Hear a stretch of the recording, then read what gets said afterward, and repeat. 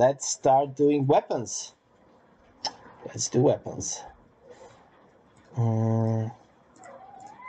But to do weapons, we need animations. We need weapons in general. Oh, I forgot to quit everything.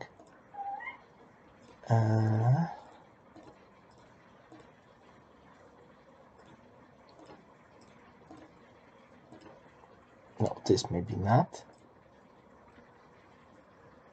This maybe not. And this I can quit. Okay. So in order to get weapons, we also need animations, and we need to just get any weapons for start. They need to be visually stunning. So what I want to do is I want to add FPP Melee Anim Set from Cobalt. This is a fairly good pack. So it's added to the project, and we're going to have to do some small cleanup on the pack as usual before we can use the animations directly.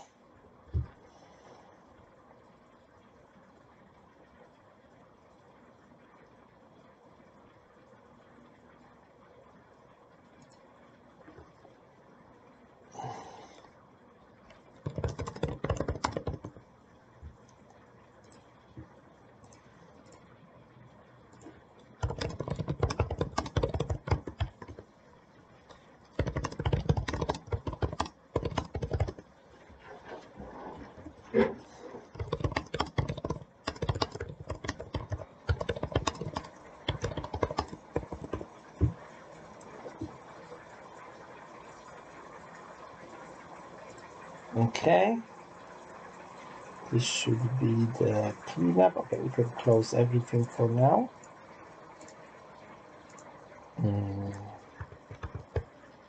And right now we should have, okay, we got this new folder. So we're going to have to do some stuff. First of all, we don't need any test maps. Goodbye. We want to open this and delete any source files. Thank you. We don't need another mannequin.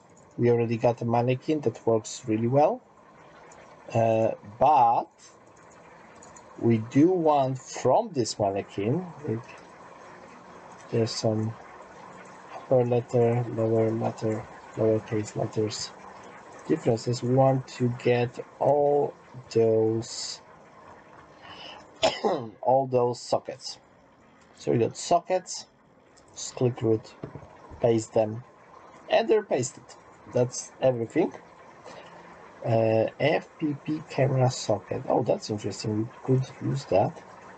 Oh, and our new one, did it break retarget options? Yeah, it kind of did.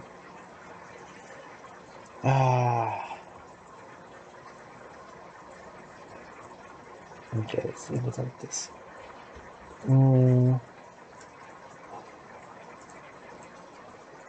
So this one got copied here. Yeah, we got all the sockets. That's great. Which means that this entire mannequin is going to get deleted. And it's saying, whoa, all those animations, they have references. So before we delete everything, we delete just the skeleton and want to say, this mannequin is your new mannequin. Replace all references. And save everything. And you know what? Also, fix that redirection. Oh, and now he's understanding that all the animations, they have this new skeleton, and they need to save with this new reference, which means they might look a little bit different.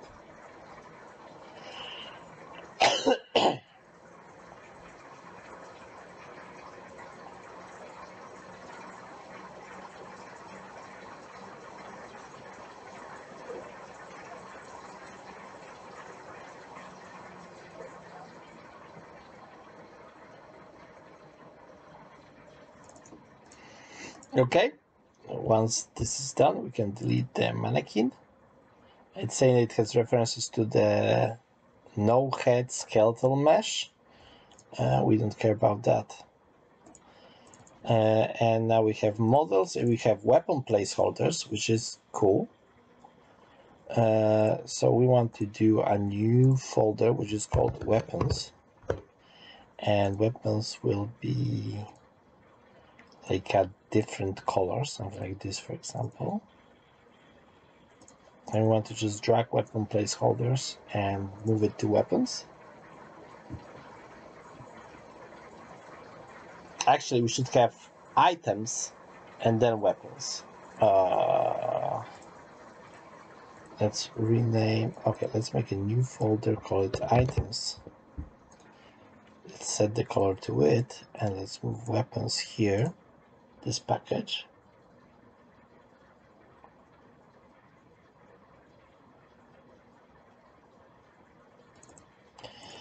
And this, there it goes, weapons and weapon placeholders.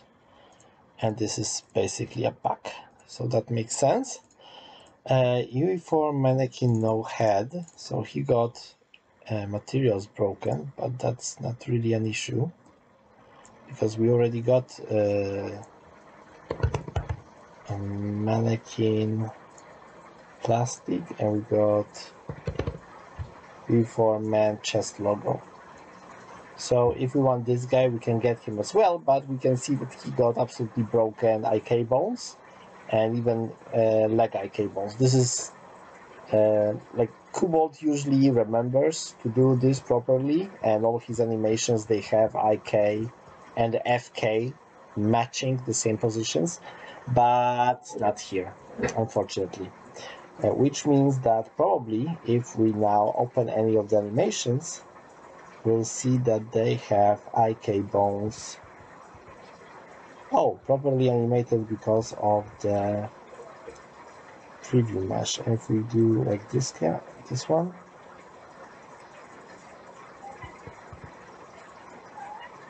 okay, so that works. Do we need this guy? Yeah, we can still maybe use him to something. So just move him here. Okay, so models is empty. Oh wait, it will be when we fix up redirection. Okay. And now animations, and those are the animations, and this bind pose is, oh okay, it's the OpenA for Unreal. We don't need this one.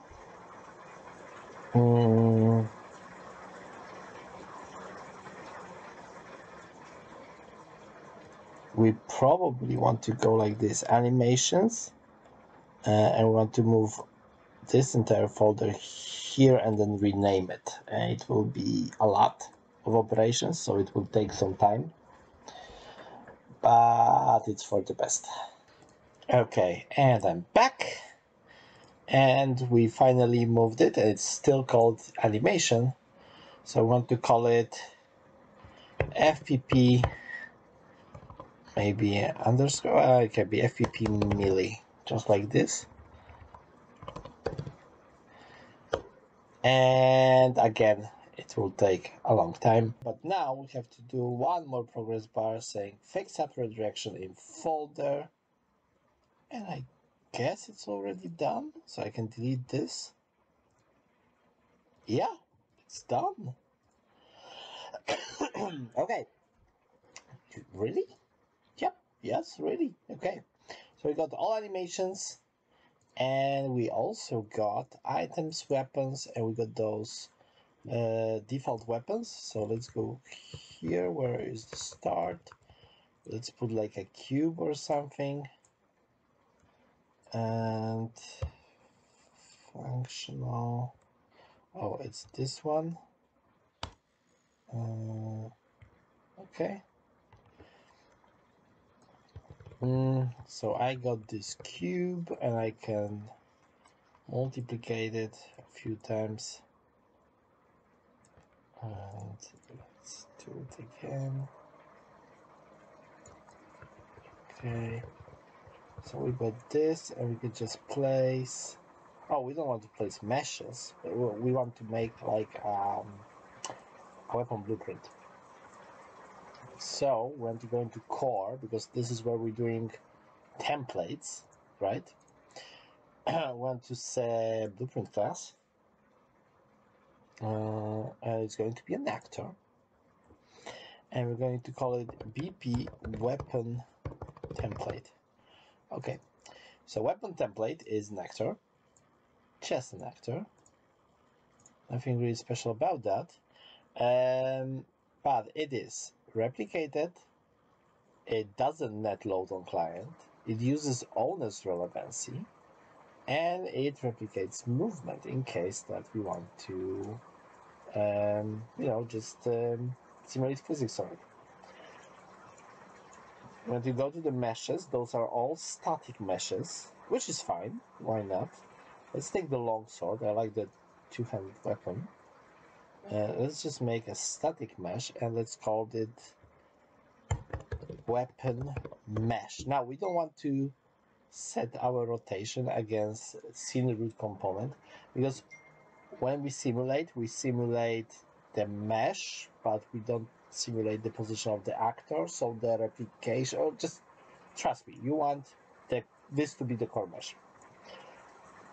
Now we want to go here and we want to open all meshes that are weapons. 1, 2, 3, 4, 5, and open all of them.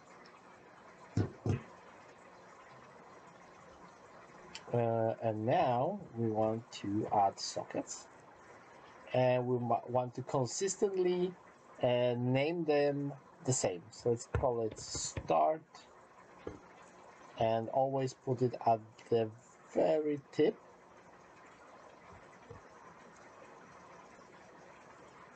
Okay, that's a bit too much. 1.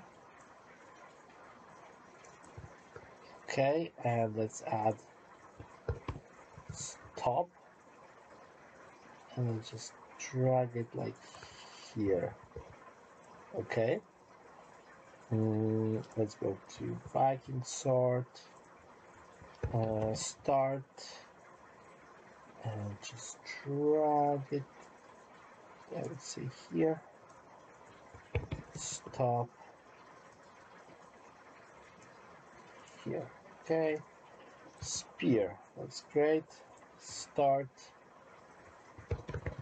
And this is tricky. We want actually the spear to trace a bit more further than the blade itself, because the shaft is a weapon, basically. But we don't want it to, by accident, hit anyone behind us.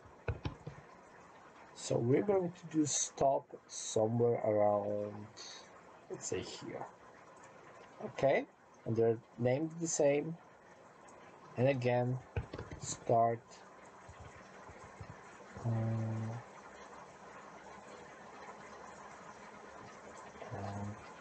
stop.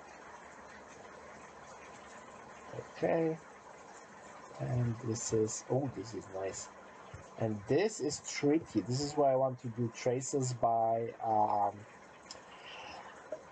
spline. But yeah, let's do that. Start. And let's not only move it here, but also move it like here. Okay. And let's do stop, and let's move stop not only toward here, but let's move it at an angle. And now this is tricky, like we either do it up to here and do this line, or we do it here, but then we do this line, but we don't do this. I would do something like in between, so I would say here. So it will be a straight line, but at an angle, so more of the blade will actually catch it up. If we just hit someone with this part, like, I hope that this socket will catch it as well. Okay, save everything. So we got the weapon template. There's a mesh called the weapon mesh, and we need item component. AGR item. Okay. So we want to predefine some stuff, that it is not stackable, one stack, one current stack, weight, volume, it doesn't matter at all. Base information, item, name, change. Simulate when dropped, yes. Item tag slot, item, weapon, and now we have sword, right? So we're going to do at least those 5. So we can go, edit, project settings, and we can either add gameplay tags here, or we can open this file. Let's just add here, and we want to say item dot weapon dot greatsword. So we got now sword and greatsword. We got knife. Item dot weapon dot dagger. Oh, not here.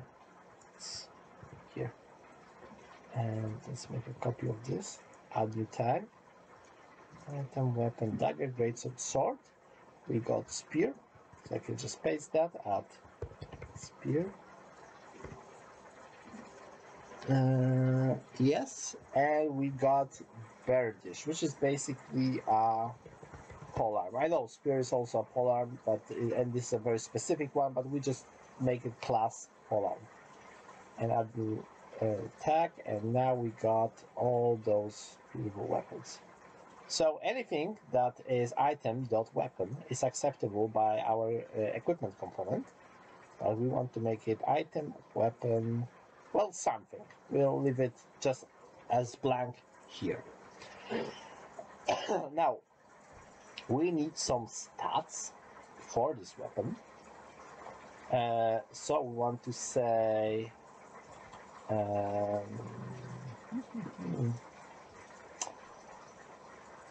we want actually to have an interface. Yes.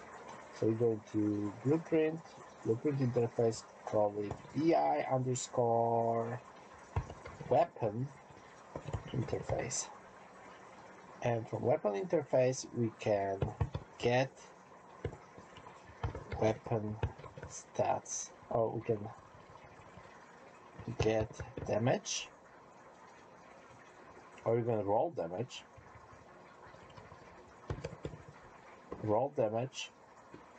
get weapon stats, and this is all going to be weapon. Or you know what? It's all going to be equipment. So same classification as in equipment component. Roll damage, get weapon stats. I don't know if we need anything more for now. So roll damage basically gives an output of damage, which is float, and info, which is, let's say, just text. Okay, and get weapon stats will have damage, which is text. It also has, well, we already got type, we already got name, we don't care about weight, crit chance, which is a float, and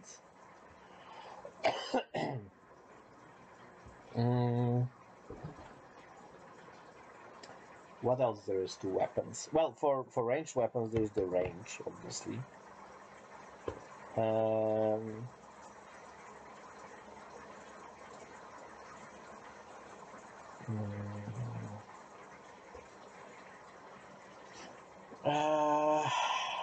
Crit chance range.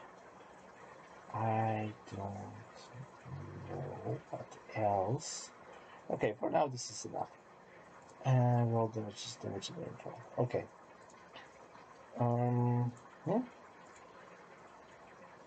So we're going to go into our weapon. And to say class settings, weapon interface. Okay, compile, and we got those beautiful two functions. And this will be the easier one. So this will be different for every weapon. I will just make an example here. So we'll overwrite it per weapon. So here we'll do a roll d6 and promote to local variable. And this will be the first roll. And then we roll another d6 and promote to local variable. Second roll. And now we add those two values and we push it as a float. But also what we want to do is format text, and we can say 2d6 1 plus 2.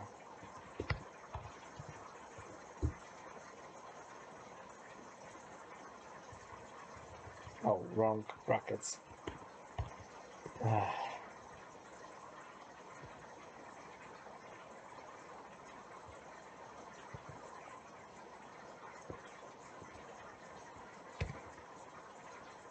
Okay, 0.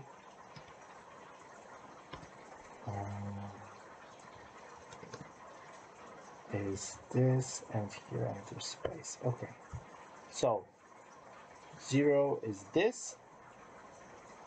This is one row. This is the second row. So we can use this text as debugging.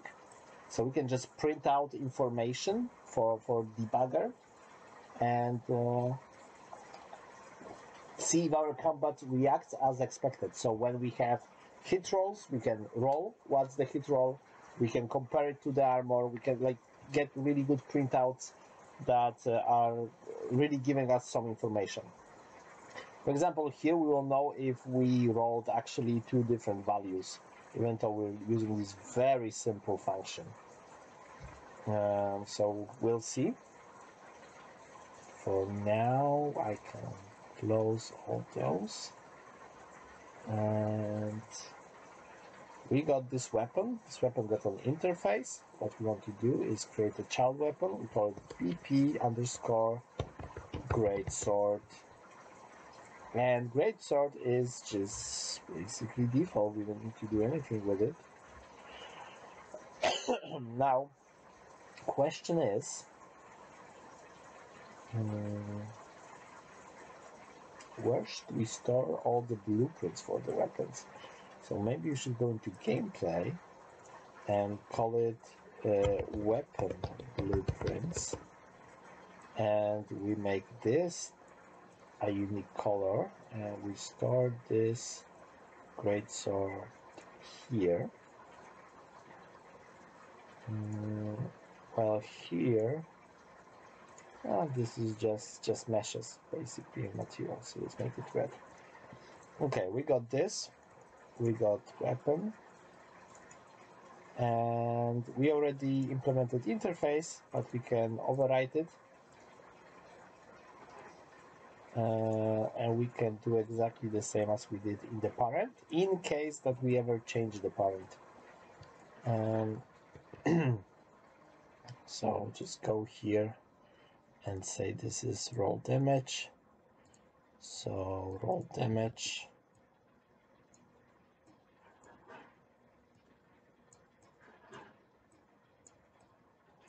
And we want to make local variable format graph. That's not better, but doesn't matter.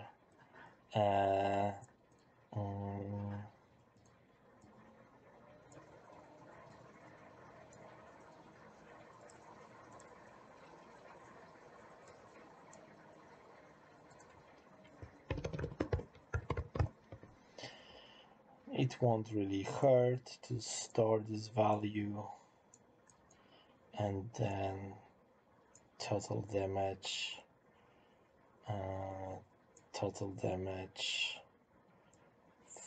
first row, second row, and now if we format text, it's starting to be cleaner. Format graph, yeah, now it's actually readable. And the second, get stats. Okay, so we didn't do this. We should actually have a variable called crit chance, and it doesn't matter if it's replicated or not. It's a float. Just read crit chance because we have it only on n range. We have it only on let's make it like 10%. We have it only on server being read, and damage will be 2d6. This is just text. And here as well, we go into get weapon stats. And oh no, we have to do it again ourselves. Now let's make it a parameter. So we can get weapon stats, delete that. So here, just compare. Come on. No, don't break. You're doing great.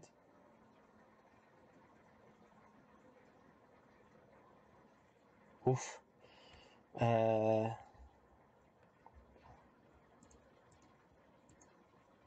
Damage as text. Okay. And this is all non-replicated. We don't care about that. And we don't have to implement this function over and over in all those. Just the roll damage has to be implemented properly. Unless we do like a switch on damage as text, because some will have common values. So that's something we could streamline as well. You know what? Let's do that. Let's actually do that. Let's go into this roll.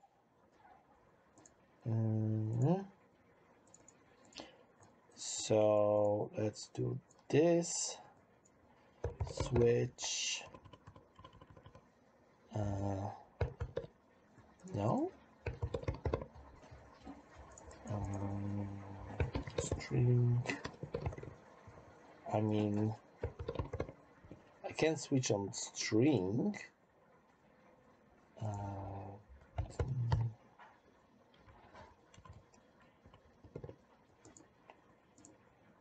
I mean, I can. Okay, so let's do it as string then. Yes, change everything. Yes. Okay, so damage as text.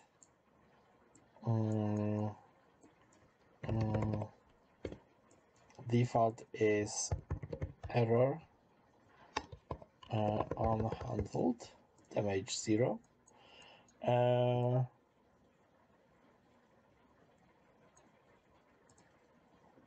But case sensitive, no, not really. 2d6 is this one. And then we have d6. And we got a sword, which is d8. Oh, d10. d8 is for the sword and it's for the spear as well. d10 is for the polearm. d4 is for the dagger. 1, 2, 3, 4, and oh, and this is double, so 5. So those are 5 weapons that we have.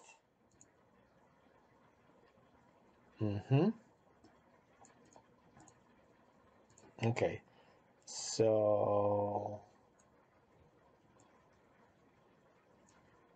we can do like all of them.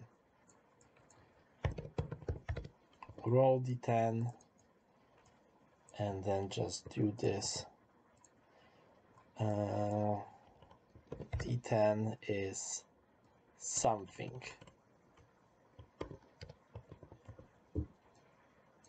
And guess what? It's this value.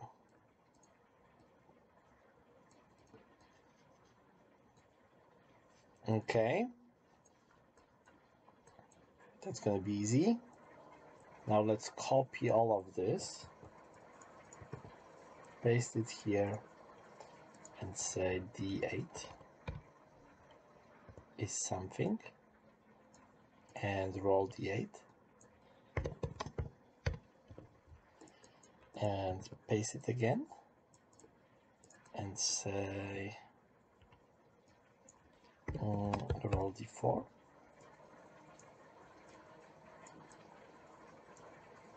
and say D4.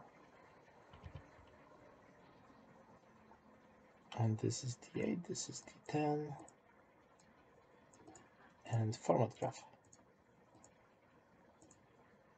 Okay. Get weapon stats needs to return not text but string. Or you know what? It can still return text, doesn't matter.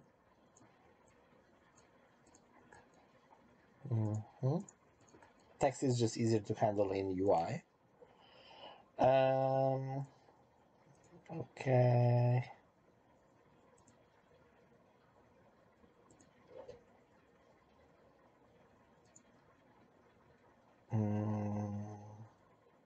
So I don't have to say roll damage at all. I don't have to implement functions here. I don't need to do anything. I just need to change this. Range to 0, crit chance to 10%, damage will be 2d6.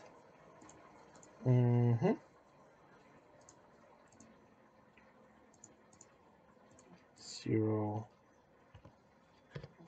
0, 5 is the default. But the sword got 0, 1. Okay, so we got a great sword.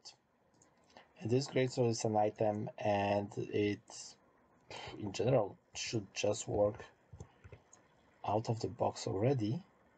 So we can put it here, and we can like rotate it.